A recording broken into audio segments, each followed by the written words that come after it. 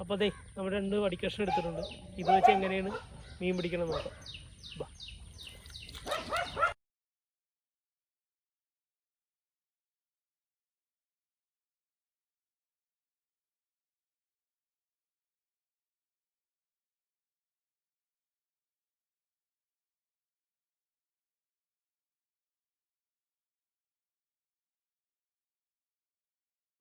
കമ്പ് വെച്ച് വേറെ കിട്ടുമോ നോക്കാം.